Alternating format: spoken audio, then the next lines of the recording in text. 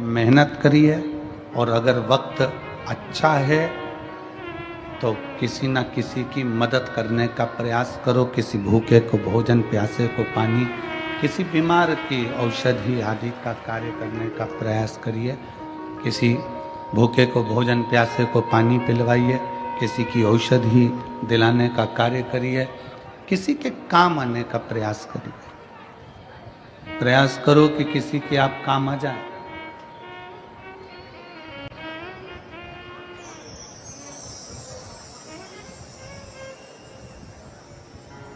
केवल बटोर कर रखना ही नहीं है, उस बटोर कर रखे हुए धन का प्रयोग आप दूसरे पर नहीं कर सकते तो अपने खुद पर करिए। अच्छा भोजन करो, परिवार के साथ खुश रहो, मंदिर देवालय तीर्थ व्रत करते रहो। अपना धन आप किसी को नहीं दे सकते, अपना पैसा आप किसी को नहीं दे सकते, तो स्वयं पर खर्च करो। स्वयं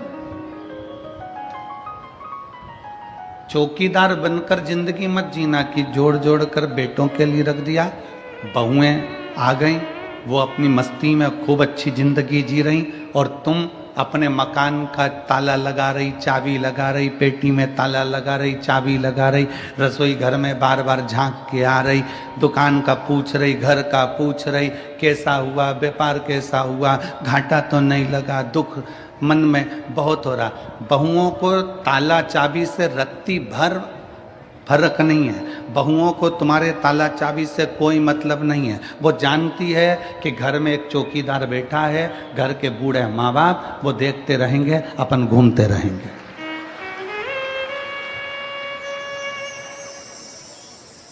अपनी चौकीदार की ड्यूटी को त्यागो।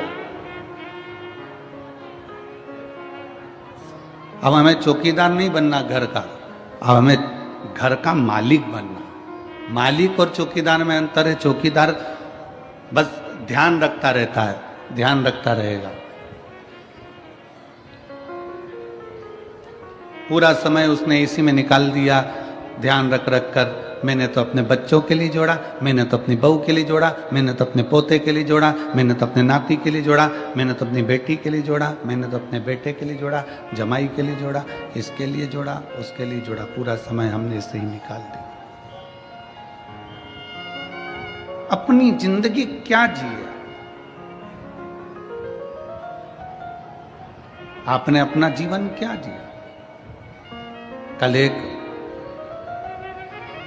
कोई, वो हमारे शुभम जी, मंगेश जी पाटिल हैं, उनके कोई दोस्त लोग कल आए थे मिलने के लिए।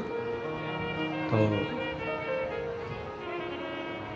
होटल है उनकी, होटल का काम है, और कल आप ही आए थे, तो कल मिलने के लिए आए थे। तो हमने इनसे कहा कि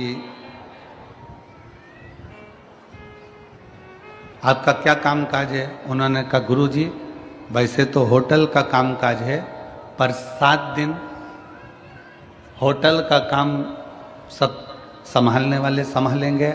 हमारी माता से लेकर हमारे घर की बहुएं, हमारे घर के बच्चे, हमारे घर के बुजुर्ग सब शिव महापुराण की सेवा में लगे हुए हैं, शंकर की सेवा में, शिव की आराधना में लगे हैं, शंकर की सेवा में लगे। कितने दिन तुमने बाबा को दिए?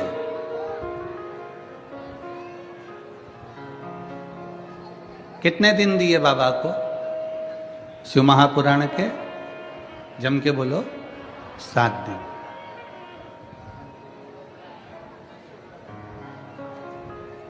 तुमने केवल 7 दिन बाबा को दिए हैं।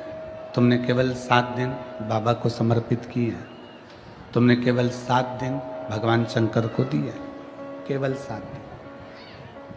और ये 7 दिन जो तुमने भगवान शिव को प्रदान करे हैं, ये 7 दिन जो तुमने भगवान शंकर को दिए हैं, ये 7 दिन तुमने जो परमात्मा को दिए वो परमात्मा ने लेकर तुमको कितना चौगुना कर कर, 1000 गुना कर कर, लाख गुना कर कर जो दिया है, वो आप खुद समझेंगे कि बाबा ने क्या प्रदान किया, शिव ने क्या दिया।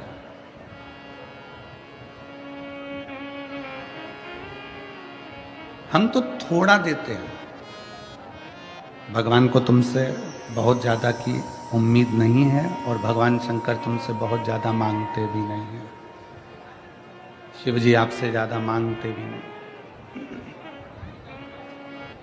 बहुत ज़्यादा भोले बाबा को तुमसे चाहिए भी नहीं, कम। कल कथा में कहा कि तुलसी बाबा तो लिखते हैं आदि में पुनियाद, बहुत कम आप देव।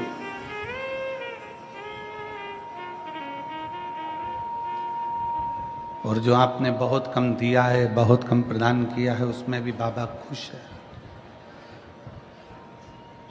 एक बड़ा भगोना भरकर सब्जी बनाओ, एक बहुत बड़ा भगोना भरकर सब्जी तैयार करिए। उसमें जीरा कितना डालते हो? भगोना भर के जम के तो बोलो नहीं। कितना? भगोना भर के सब्जी है तो इतना जीरा डाल दो। राई कितनी डालते हो? थोड़ी राई। भगोना भर के सब्जी है, राई जीरा इतना सा डालो। नमक एक बाल्टी नहीं। कितना डाला? थोड़ा सा नमक।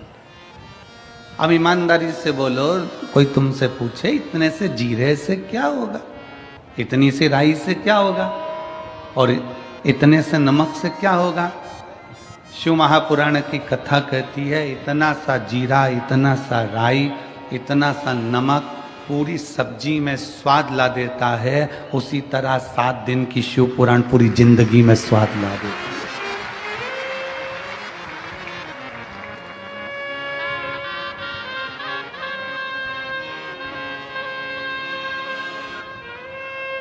सात दिन की ये शिव महापुराण की कथा हमारे जीवन में स्वाद उत्पन्न कर देती है, खुशियां उत्पन्न कर देती है।